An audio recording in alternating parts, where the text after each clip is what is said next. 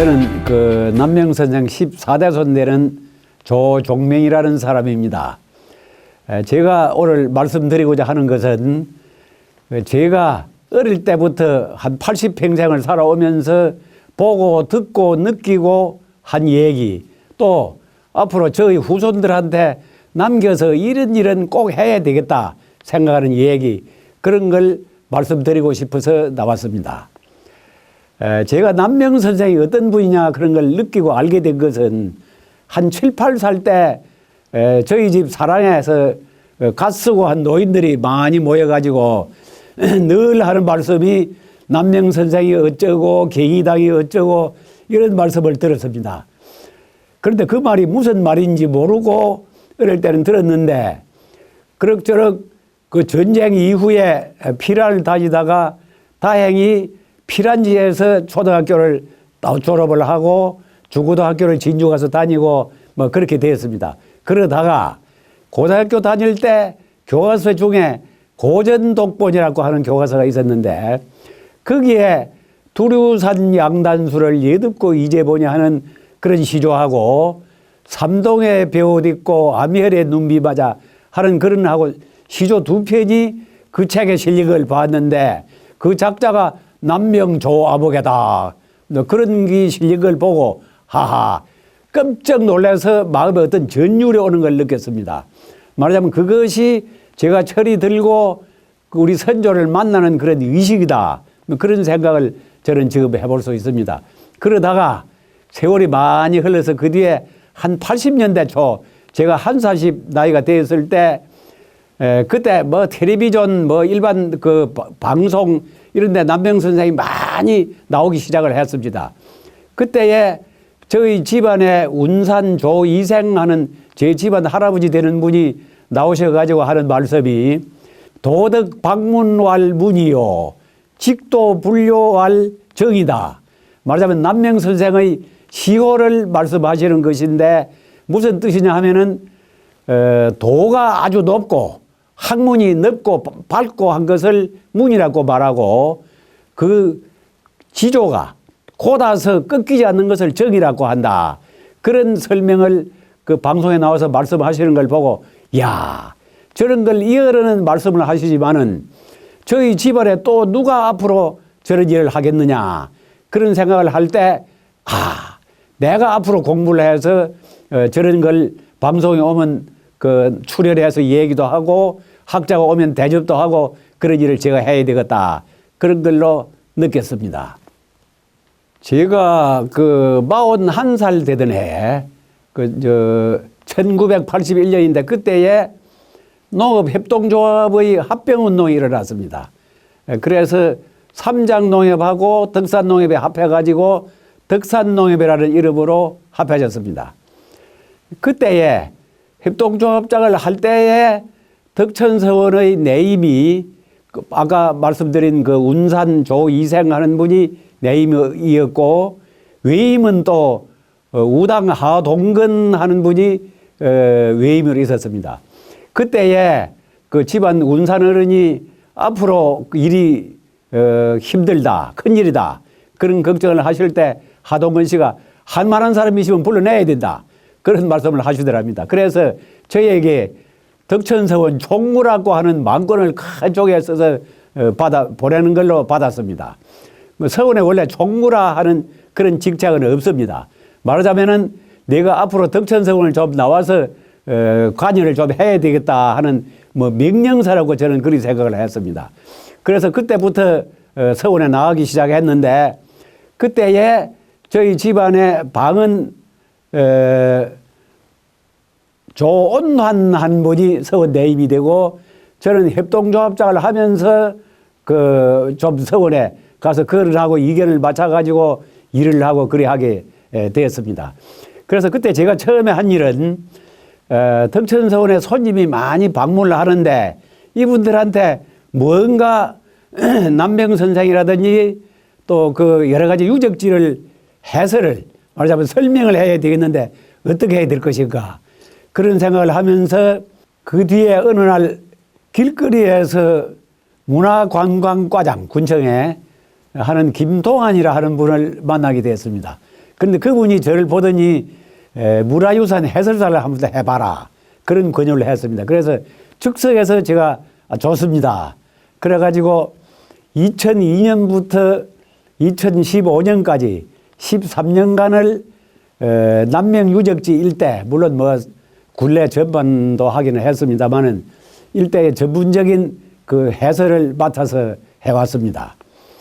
그래서 그때 많이 오는 그 참배객이나 정계, 학계, 뭐 유림들 이런 분들이 많이 오셨는데 그분들을 정성껏 안내하고 해설하고 또 어떤 그 귀빈들이 오실 때는 도포 입고 갓 쓰고 해갖고 나가서 그분들 맞이하고 알묘하는 것을 또 절차대로 안내를 하고 그 뒤에 해설사를 끝내고 나서도 손님이 왔다 그런 연락만 받으면은 모십다고도 쫓아나와서 이관을 갖추고 서원에 가서 손님들 안내하고 그렇게 해서 지내왔습니다.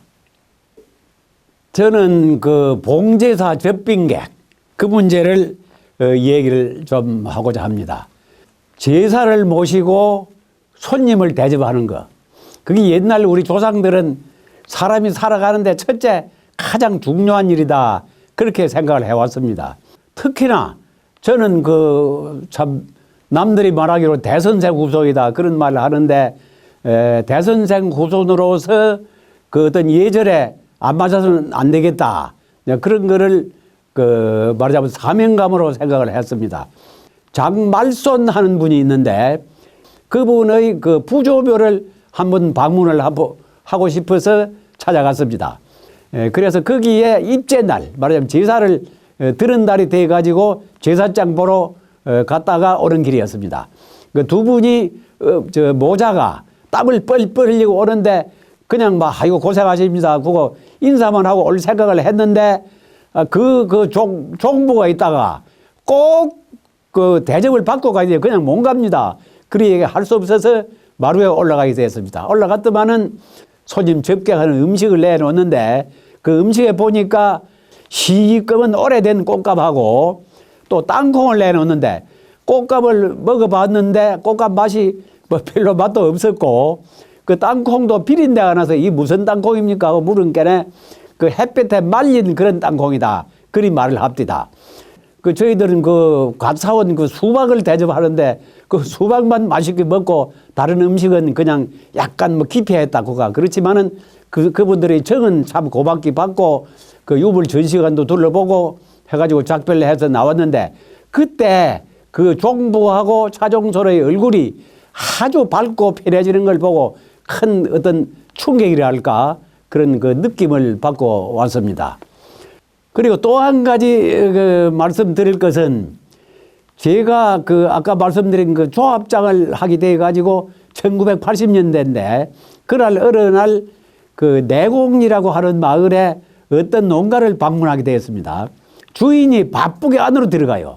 우리가 그 집이 사립에 딱 들어간 게 자그마한 초가집이었는데 들어가더만은 두루박을 입으시고 상을 들고 나오시는데 상에는 아무것도 없고 합이라는 그 식기 있지요. 그게 뚜껑 딱 덮인 거.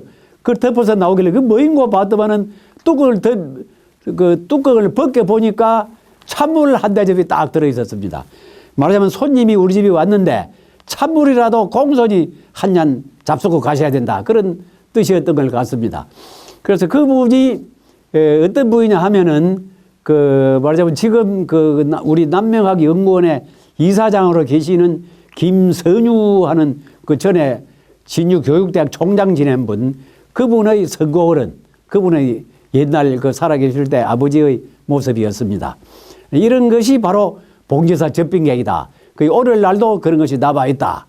그런 생각을 저를 했습니다. 그런데 또 한 가지 말씀드릴 거는 우리 지방에 단성면 입성리 하는 곳에 권영달 한 분이 그 호가 일봉이고 이분은 안분당 권규 하는 분의 후손입니다. 안분당은 그 남명 선생하고도 그 친한 그 교육 관계로 지냈고 했던 이런 분인데 이분 댁에 가면은 하얀 봉투에다가 붓으로 쓴 은자, 은자, 아두자자, 은자라고 하는 봉투에 돌을 넣어서 여비를 늘 주십니다. 가까운 데서 이웃 마을에서 오시면은 5,000원, 조금 먼 동네에서 가면은 저는 멀다고 해서 10,000원 주시는 걸로 한번 받은 적이 있습니다. 꼭 사양을 해도 꼭 주시는데 제가 뭐 어떤 이길 도리가 없어서 받아온 적이 있습니다. 이런 식으로 초대접 하는 분이 지금도 살아 계십니다. 물론 과거원 비례다 하는 말도 있습니다. 너무 공손하게 하는 것은 예가 아니다 이런 말도 있지만은 아마 이분이 그 뒤에 그 밭을 하나 500만 원 받고 팔았다 이런 말을 제가 들었습니다. 그 밭을 팔아 가지고라도 손님이 오시면 예비를 꼭 주겠다 이런 생각을 하는 그런 그 모습 그걸 볼 때 저도 이런 분이 지금도 살아 계시는구나 하고 느꼈습니다. 오늘날을 사는 우리가 그 손님이 오면 오는가 마는가 뭐 이런 식으로 하고 제사도 지내는 동 마는 동 그렇게 해서 될 것인가 이런 걸 우리가 한 번 더 깊이 생각해 볼 필요가 있다. 옛 어른들의 젖병객하는 그런 태도를 보고 오늘을 사는 우리는 과연 무엇을 느끼고 살아나가야 될 것인가 이런 것을 느껴야 되겠다 그런 생각을 해봅니다. 자, 봉제사 문제를 한 번 더 좀 얘기를 해야 되겠습니다. 제사 종류가 옛날에는 참 많았답니다. 봄제사, 여름제사, 가을제사, 겨울제사, 소위 시제라 그런 거. 온갖 제사가 많아가지고 옛날 우리 조상들이 참 고생하고 살았다. 그런 걸 느낄 수가 있는데, 말하자면 5.16 군사혁명, 또 뭐 요새는 군사 쿠데타, 그리 말합니다. 그게 지나고 나서, 소위 박정희 대통령 시대에 가정일에 준칙하는 것이 발표가 되었습니다. 그때에 부모 제사는 1년 만에 탈상을 해라. 그런 말 하는 거 보고 우리 마을 사람들이 말하기로 세상에 이런 법이 어딘데 부모 제사는 부모가 세상 베려면 3년상을 입어야지 1년 기념복은 행자가 죽으면 지내는 기다. 숨 사는 놈 세상이 되는갑다. 그런 얘기를 하고는 했는데 지금 바로 우리가 부모 세상 베리고 1년만 복을 입고 제사를 탈상을 해도 세상 사람 시물에 날 정도 그 정도 돼서 그런 일도 거의 없습니다. 지금 또 그 제사를 모시는데 제사가 4대 봉제사 4대로 제사 지내는 분이 지금은 뭐 거의 귀하게 있지 않나 저는 그런 생각을 합니다. 그래서 대개 지금 보면은 아버지 어머니만 지내고 그 윗대는 제사를 안 지내는 걸로 제가 알고 있는데 그건 또 그런 어떤 풍속의 변화를 막을 도리는 없고 그 다음에 명절 설 추석에 지내는 제사도 얼마 전에는 그 서울 사람이 강릉 가서 그 어떤 휴양지가 제사를 지낸다 이런 말 하는 걸 제가 들은 적이 있는데 기제사 풍조도 많이 변하고 있다 그런 생각을 합니다. 저희들도 남명선생의 부조묘가 있는데 제가 좀 전에 말씀드린 장말손 하는 분 부조묘에 갔을 때 제사 지내러 사람이 얼마나 모이느냐 하는 걸 제가 그 집 종손한테 물어봤는데 그 사람 대답이 많이 올 때는 한 300명 정도 옵니다. 그런 말을 들을 때 깜짝 놀랐습니다. 저희들은 그 부조묘 제사 지낼 때 한 10여 명, 18명 그런 정도 오시고 있습니다. 그래서 이런 풍속도 와서 제사 모시기가 밤 늦게 그 자실에 모여가지고 부조묘에 제사 지내고 하는 게 보통 일은 아니다. 이제 그런 생각을 하고 많은 변화가 있는 걸로 느끼고 그래야 합니다. 그 다음에 이제 묘사인데 묘사란 말은 묘회가 제사를 지내야 묘소가 되지 집에서 지내는 묘사는 없습니다. 그런데 지금은 시사다, 시제다, 그런 식으로 시행이다 이런 문자를 써가면서 제각이 있는 분들은 제각에서 제사를 지내고 제각이 없는 분들은 집에서 그런 식으로 하고 그도 저도 안 지내는 분들이 많이 생기고 있다. 그렇게 생각을 합니다. 그 다음에는 행례 재래 이 문제인데 이것도 코로나 팬데믹 하는 그런 사태가 있었죠. 한 3, 4년간 있었는데 그것 때문에 그 행례 차례가 지내기 어려워서 차례는 많이 없어지고 저희들이 덕천서원도 행례를 전에는 전일 와가지고 모두 준비를 하고 제사를 차리고 그래 했는데 당일날로 최소한 사람을 모시서 헌관 몇 분만 모시고 이제 거기에 맛을 들인 그 후손들이 앞으로 우리도 뭐 당일로 합시다. 이제 그런 얘기가 나오게 됐습니다. 그래서 제가 속으로 이거 큰일이다.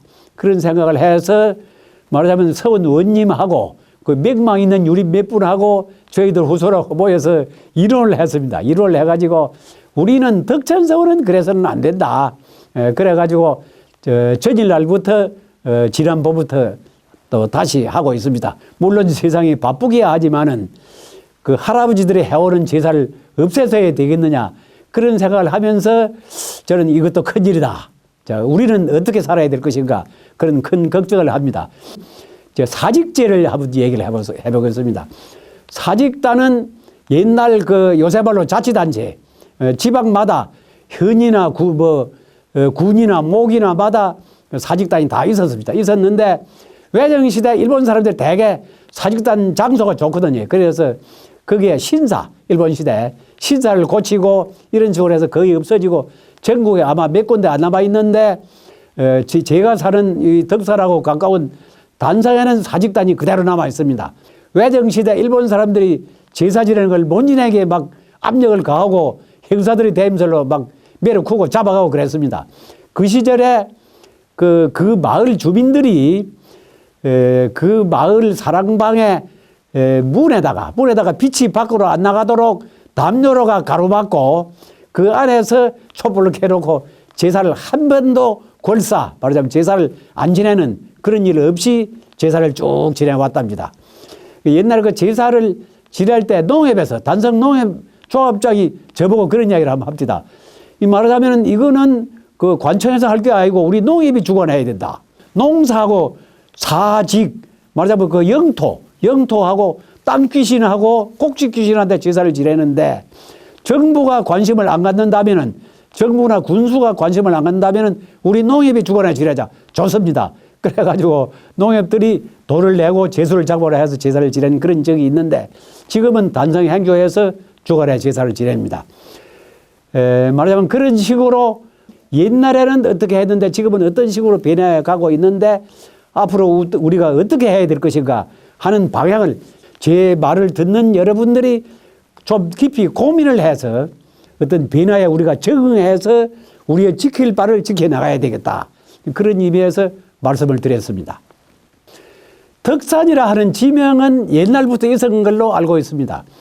지금 제가 사는 대포리에 황점하는 마을이 있는데 그 마을 밑에 산빛 아래 한 30정 정도 되는 이 산골짜기로서는 볼 때 아주 넓은 그런 들판이 그 피타르의 들판이 펼쳐져 있는데 그 들 이름을 덕산들 그리 말합니다.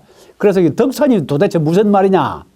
그런데 거기서 조금 안쪽으로 그 계곡 안으로 들어가면은 내원골 장당골이 갈라지는 곳에 내원사라고 하는 절이 있었습니다. 원래 내원사도 그 내원리의 안쪽에 있었었는데 6.25 전쟁 이후에 복원을 하면서 내원사라고 이름을 붙였습니다. 그런데 그 절 이름을 작년에 말하자면 2022년도에 덕산사라고 이름을 복원을 해서 만들었습니다. 그래서 덕산에 관한 그런 어떤 그 중요한 그런 정기가 되었습니다. 그리고 그 덕산사를 말하자면 다시 지을 때 그 말하자면 발굴을 해봤는데 땅을 판겨내 땅에서 기와장들 나왔는데 거기 보면은 만력 무슨 년 중창 덕산사 그런 것들이 뭐 성화 몇 년 그런 기와장들이 많이 나왔습니다. 추강 남효원 선생이 그 덕산사에 주무시고 그 앞에 덕산들이라는 들이 있고 그래서 옛날부터 덕산이라는 이름이 그 아마 거기서부터 차츰 전해 내려와서 이 골 전체가 이 골짜기 전체가 덕산동이다 이런 이름이 된 거 아닌가 그런 생각을 미루어 알 수가 있습니다.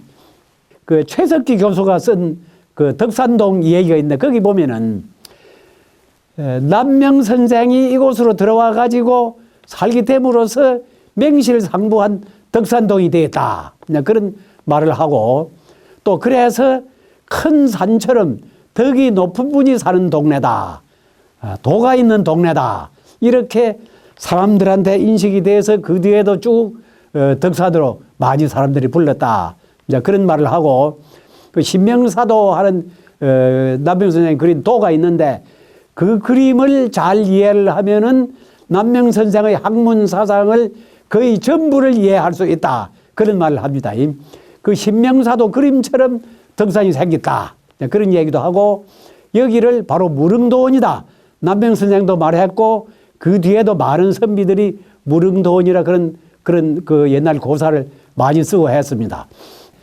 제가 앞으로 덕천서원이 어떻게 앞으로 원행을 찾아가지고 보관 관리를 하고 우리가 그 보존 관리해야 되겠다.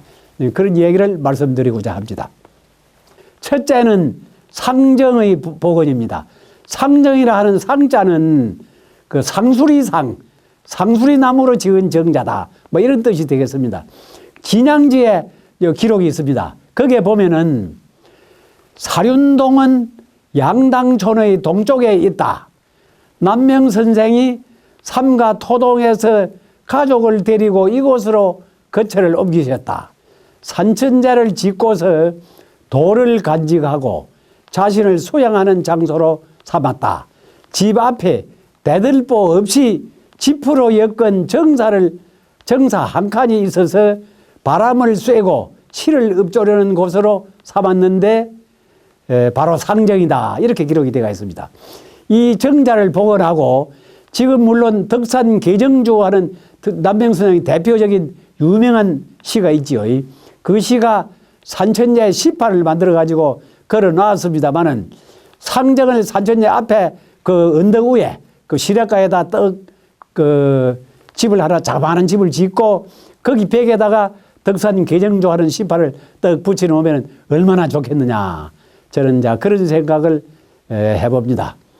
제사를 모시고 할 때 가운데 문은 남명 선생이 출입하는 문이고 양쪽으로 작은 문이 양쪽으로 동서쪽으로 나가 있는데 그 문은 제자들이 들어가는 문 나오는 문, 동문으로 들어가고 서문으로 나온다.